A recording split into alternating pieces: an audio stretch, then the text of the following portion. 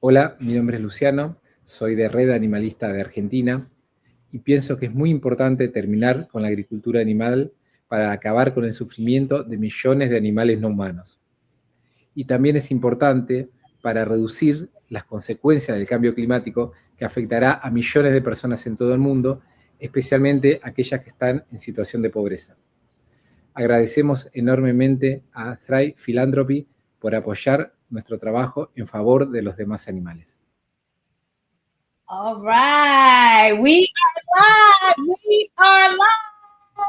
Thank you for tuning in. Let me help you, a loved one or friend, find your vegan soul through food, people, events, and culture. We are preparing for what?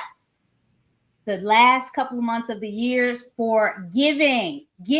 And also World Vegan Month is in November. And my guest today is going to tell us all about giving and all about vegan advocacy as we need to see it globally. Please welcome Jessika Ava, the founder and CEO of Thrive Philanthropy. Hi, Naijha. Thank you so much for inviting me here. I'm really excited to be here. Oh, absolutely. I'm so excited. I've been looking forward to having you on. So please, can you tell us, Jessika, what is Thrive Philanthropy? Absolutely. So Thrive Philanthropy is a global grant maker and movement builder, and we have a mission to overcome industrialized animal agriculture and create just plant-based food systems worldwide. We do this by offering financial grant support and also offering movement building and capacity building support to organizations all across the globe. Look at what we have here. So yeah.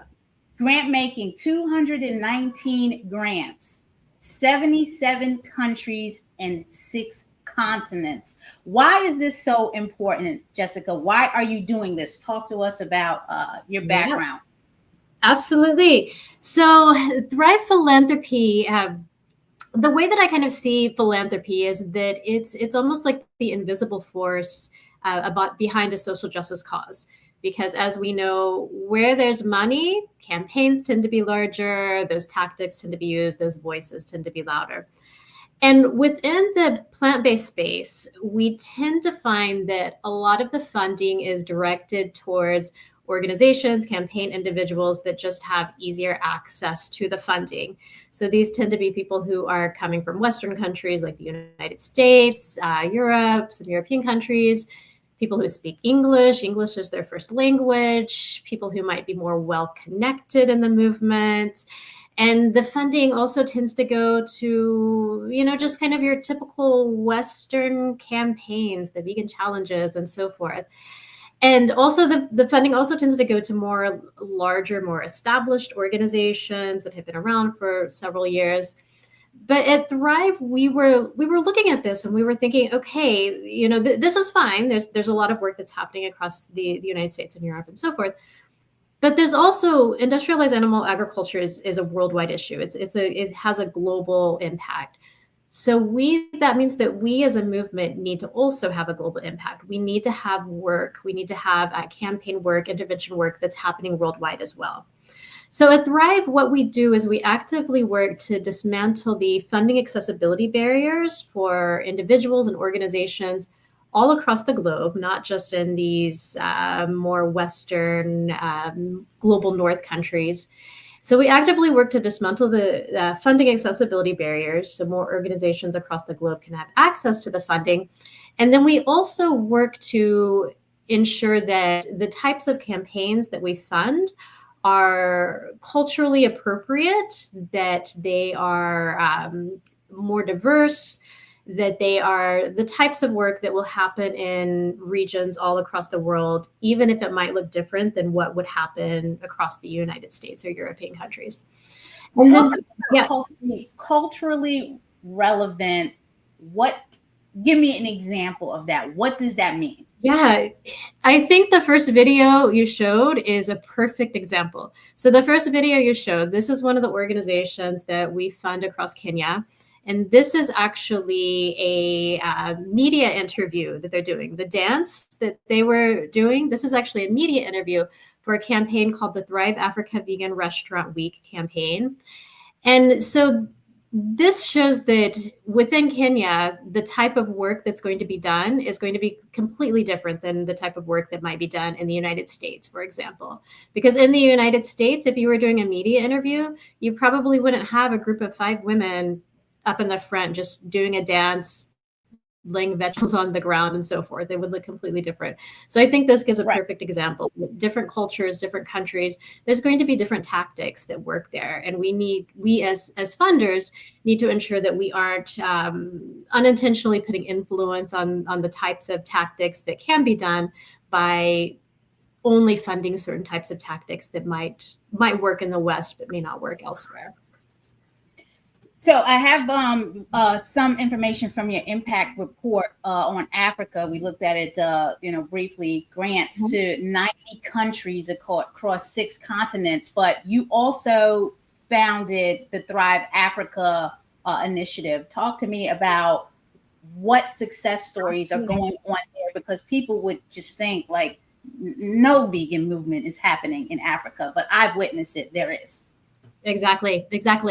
So a few years back, we were noticing that we weren't getting very many applications coming from any African country, a few here and there, but not very many at all. And also a lot of people were telling us there's just not a vegan movement happening across Africa. And I thought, okay, surely there is, surely there are people, individuals, activists living in African countries who are also vegan, who are interested in this cause. And the few applications that we were getting, I knew that there is a movement happening there. It's just very young. It's just not quite existing yet. So what we did is we put a few movement building projects in place, our Thrive Africa programs. We have a training accelerator. We have the Thrive Africa Vegan Restaurant Week campaign. And then we also have the Thrive Africa Vegan Women's Initiative. So we put these movement building projects in place so that we could bring in folks who are interested in the vegan cause coming from an Africa-based country and support them in building an organization, strengthening their leadership, finding funding opportunities. And since that time, also, I want to mention that we have Africa-based staff. So it's not me in the United States doing this. in Uganda. That's a very important thing. And then we also have our advisory committee. Just wanted to mention that. It's not me sitting in the US doing this. And so since that time, we started this work in about 2020. So it's been going on for about 5 years now. And since that time, we have observed an exponential growth in the number of an exponential growth in the vegan movement across the region. We've observed an exponential growth in the number of campaigns across the region, and the number of grants that we've distributed across the region, and just the number of advocates that are joining our programs and joining the campaigns and getting involved in the cause. And we just recently were at a summit, which you were at too, Naijha, and you met all of those amazing activists. And the vast majority of them have only been doing work, the last few years. And a large percentage of them got their start with some of the work that Thrive has been doing. So we've been able to really see a huge growth in the movement across the region, coming from our movement building projects, and also, of course, being supported by the grants, the seed grants that we're able to give in that region as well. Jessika, I didn't know what I was going to be getting myself involved with when it was Pro Veg International one year that I think asked me to do a presentation for the group of Thrive members. I think we were talking about, it was the vegan restaurant week, the Maryland Vegan Restaurant initiative that we have here. So I presented, and then I talked about the way we do campaigns in the U.S. Through Black Veg Society, and also the Land of Kush, the vegan restaurant that I own. And then I found out about the Thrive Philanthropy through Women Funders and Animal Rights, also a collective giving organization. And then you were seeking board members, and you know the story. You were asking for certain things, like Jessika was asking if you can donate $25,000 to be a board member. And I'm like, I don't have $25,000. You know, I'm always looking for $25,000 to do the work that we're doing with Black Veg Society. But what I do have is some type of value to add. I never thought and would have never imagined that I would be actually going to Africa and experiencing and meeting the people, the grantees that you are funding. I mean, it felt like home. And I'm so happy you said and mentioned that it's not you doing the work. You have people on the continent that look like them that's doing the work. And that's very important, because there's just a lot of exploitation and, you know, not really true work, authentic work to make an impact into people's communities. So you're really showing and proving the Black, Indigenous, and people of color initiatives. So that's why you're so loved. I know there's challenges. Let's talk about that. We know the funding challenges. What else and why? Yeah, most of the challenges go back to funding, and it's not only just the lack of funding. I mean, the entire movement has that challenge. We're nothing unique. But I think one of the unique challenges with Thrive is because we do things so differently, because we don't necessarily use a Western approach. I mean, like you said, we have staff and regional committees, advisory committees all over the world, across Africa, but then other regions of the world as well. And we base a lot of the decisions on them, on what they believe is going to be most effective in their regions of the world. And also we use a more equitable funding approach. We use what is called a trust-based philanthropy approach, if that means anything to your listeners. And this is kind of a funding approach that works to kind of equalize the power between a funder and a grantee. And we really defer to the grantee to decide what's going to work best in their region of the world, as opposed to us as funders coming in and saying, we will only fund XYZ campaigns.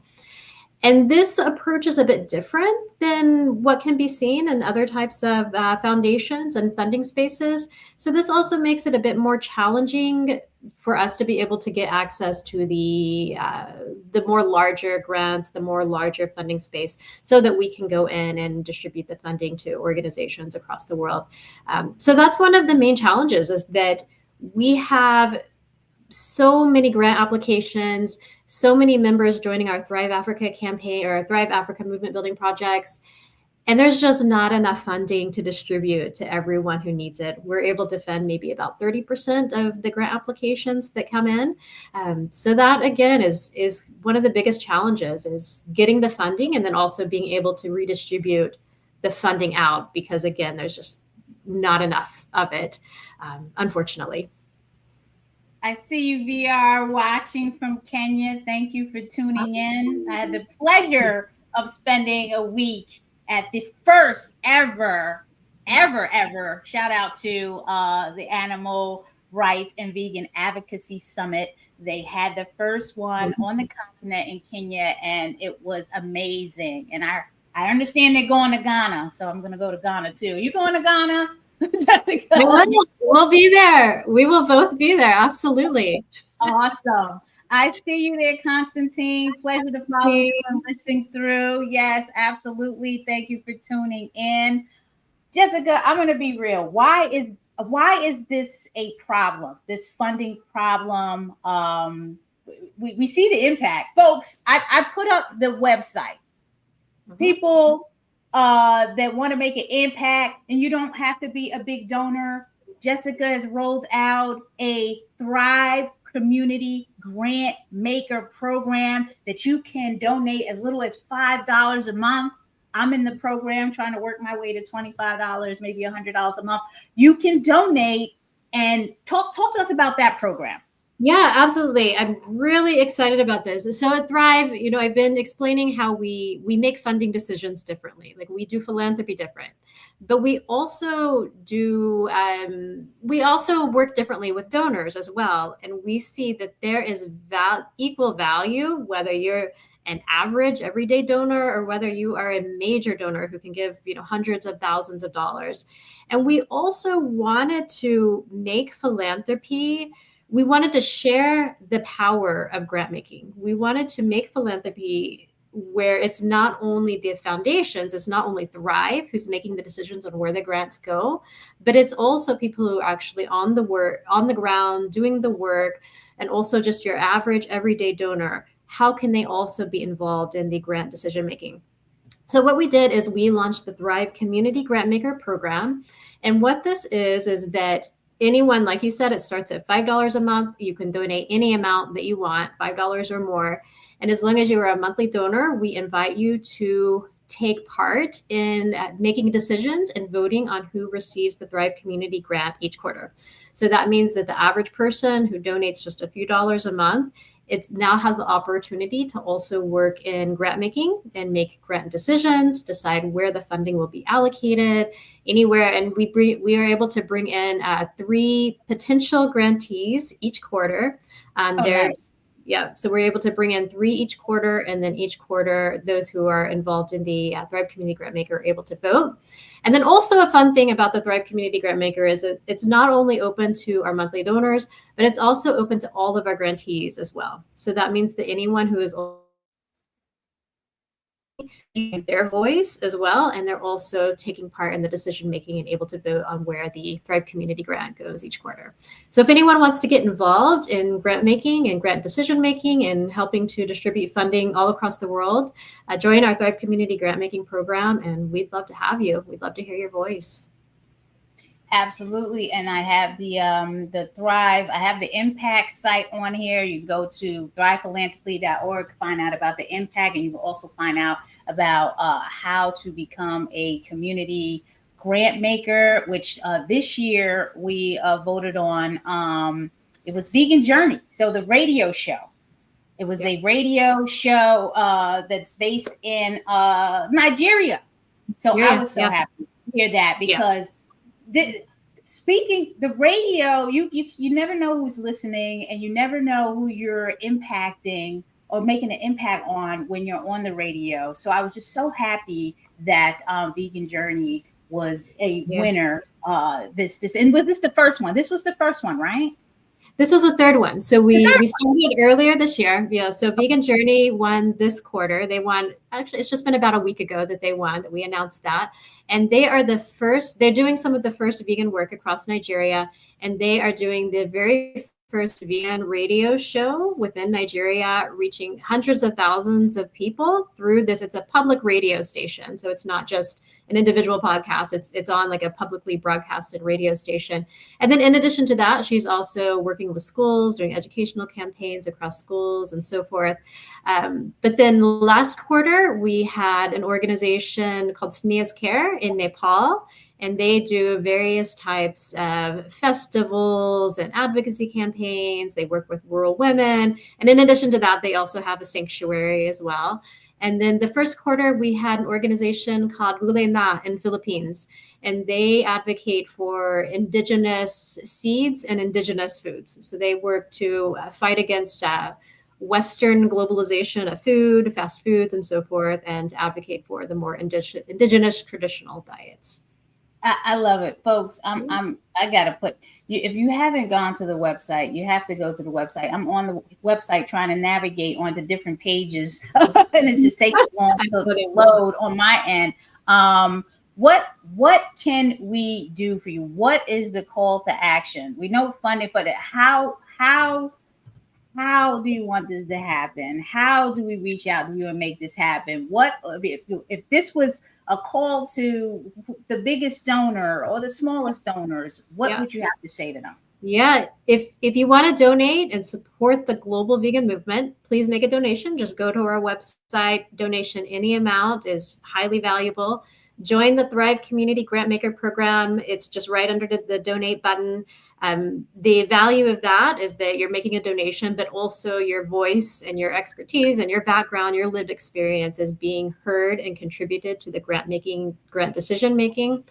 And then also, if you are working, if you're doing campaigns across the globe, feel free to take a look at our website, apply for a grant if you're eligible. We also have leadership workshops. We have a fundraising accelerator that's going to be starting next year. So if any of those are useful for you, we highly encourage you to take advantage of those as well, because we also want to build up the skill set and the leadership of the global movement as well. Absolutely. And that's what I love about the programs that are being offered through Thrive Philanthropy. When you land on the Thrive Africa site, oh my God, it's like a number of things. Like I said, I didn't know what I was walking into, but I want to be like you when I grow up. I can say the same thing, Naijha.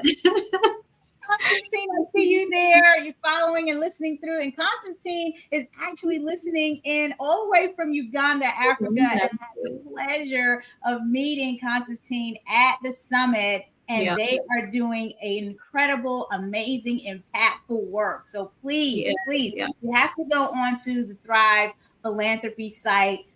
Learn about this. Like if I was rich, I'm telling you, my tithe, my 10% will be going to Thrive Philanthropy, and then everything else will be going to Blackfish Society. Yeah. But it's been a pleasure, Jessika. I know you're busy as a founder, executive director, CEO, traveling all of the continents to do your research and to meet all of these amazing grantees. So I don't want to take up a lot of your time.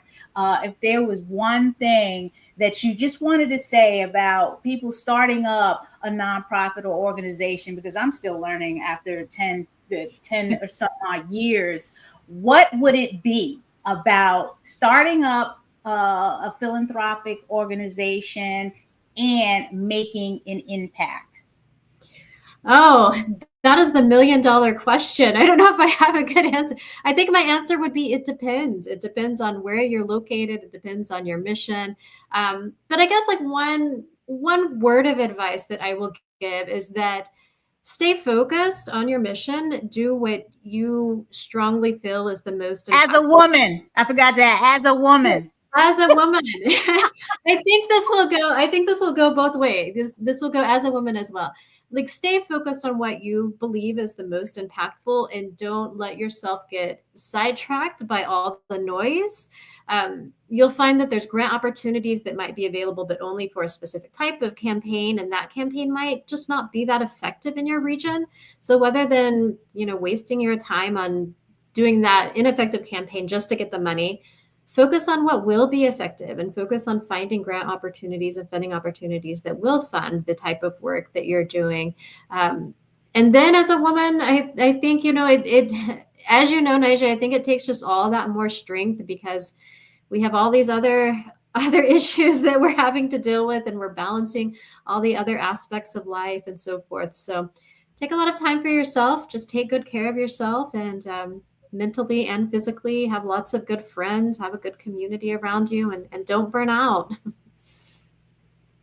Jessika, it's been a pleasure. And you said something very important. Don't burn out, because this movement, any movement that you're really passionate about and it's part of your purpose can burn you out. You have to reset, recharge, relax, all of that. Self-care is not selfish. So please, again, thrivephilanthropy.org. You can donate at thrivephilanthropy.org. Please check out the impact reports. Thank you very much, Agora. Big, huge Jessika from Angola. Thank you for tuning in. And I'm looking forward to seeing everyone really soon. Stay blessed, stay well. And World Vegan Month, November, y'all. Y'all going to be giving back. Give back to veganism, domestically and globally, because we all need your support. Thank you. Have a great one. Thank you, Naijha. Thanks, everyone.